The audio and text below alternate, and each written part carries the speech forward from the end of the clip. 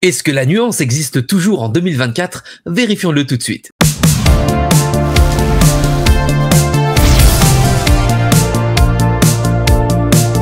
Bonjour à tous et cette semaine, j'ai vu Dune 2, le chef-d'œuvre, la masterclass, le meilleur film de SF de l'univers, le film le plus épique depuis Le Seigneur des Anneaux et Star Wars.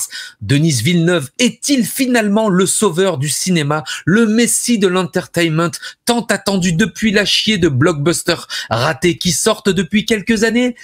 Eh bien non, désolé. Mais c'est bien essayé. Oui, vous le savez, je n'avais pas aimé Dune 1. D'ailleurs, une longue critique est toujours disponible sur ma chaîne que je vous invite à aller revoir. Mais je ne suis pas un hater sans cervelle. Car même si je n'avais pas aimé la partie 1, j'attendais cette partie 2 avec impatience car la bande-annonce m'avait vraiment hypé. Et je me disais, ça y est, Denis va enfin se lâcher et il va délivrer le spectacle épique promis par les images de ce trailer. Le film devait sortir en octobre 2023 à la base et il a été repoussé maintes et maintes fois pour finalement être avancé au 28 février. En tout cas, courez en salle voir Dune 2 car c'est sur un grand écran qu'il faut le voir, ça c'est sûr et certain. Croyez-moi, l'expérience sera au rendez-vous. Alors oui, rassurez-vous, j'ai aimé Dune 2, j'ai aimé mais j'ai pas adoré. Je suis désolé, c'est un très bon film de SF mais ce n'est en aucun cas un chef-d'œuvre. Et de quoi ça parle? Eh bien, nous suivons toujours, bien entendu, les aventures de Paul Atreides, campé par notre gringalet Timothée Chalamet,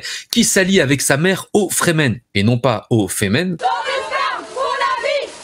Et parmi le peuple, beaucoup sont conquis et pensent que le petit Polo est le prophète, tandis que d'autres restent méfiants et pensent qu'il n'est qu'un espion Harkonnen. Mais la mère de Polo, Jessica, jouée par Rebecca, va remplacer la mère des Fremen en buvant l'eau de vie, une espèce de blue cocktail très joli, tout droit sorti des entrailles d'un verre de sable hideux. D'ailleurs, je pense qu'il y a un peu de prune dans son eau de vie car elle commence à communiquer avec sa fille dont elle est enceinte. Des plans de fœtus kubrickiens ou allô maman ici bébé. Désolé pour les souvenirs, mais souvenez-vous de ce fœtus qui parlait à sa mère.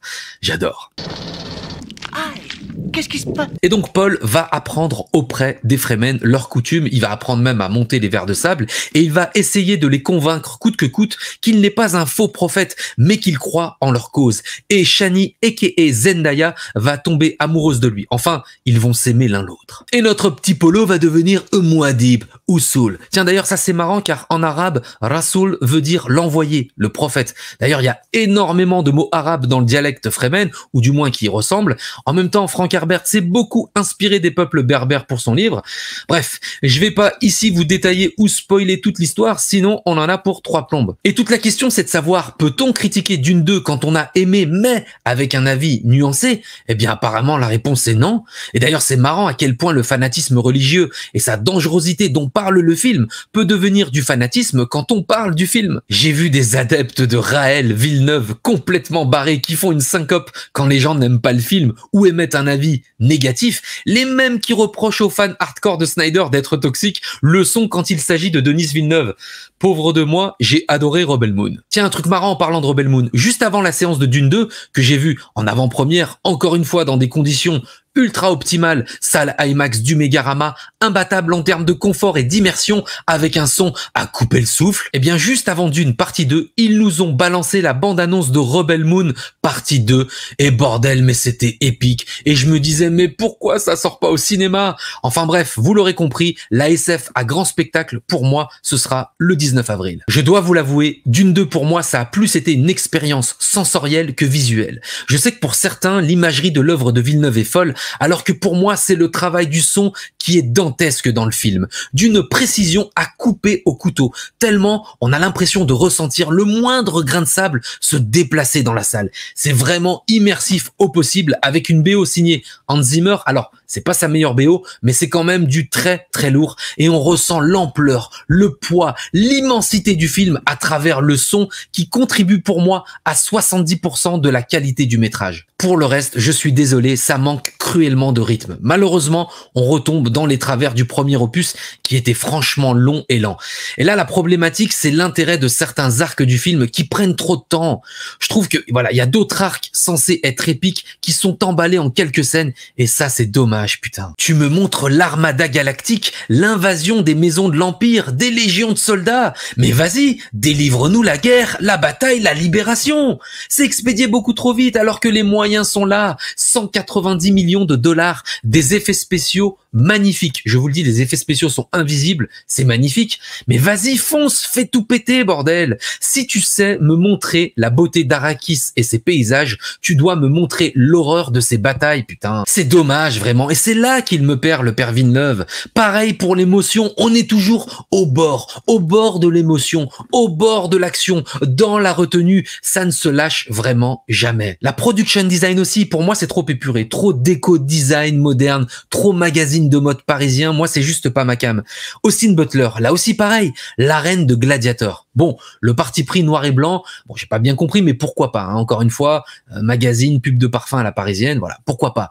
Mais je suis désolé, on ressent pas la saleté, le sang, la mort. On est dans une putain d'arène de gladiateurs et toi tu me présentes un plateau immaculé de pub pour photographe de mode. Pour moi, ça ne marche pas. Ça n'enlève rien à la perf d'Austin Butler qui pour moi, lui, c'est la prochaine grande star d'Hollywood. Mais là, on dirait un serpent avec son crâne chauve. Bon, en même temps, hein, c'est un Harkonnen, hein, ils sont tous chauves. Il y a le parti pris aussi de parler du fondamentalisme religieux qui est très présent dans le film. Bon, je pense que c'était déjà très présent dans l'œuvre de Frank Herbert que je ne connais pas.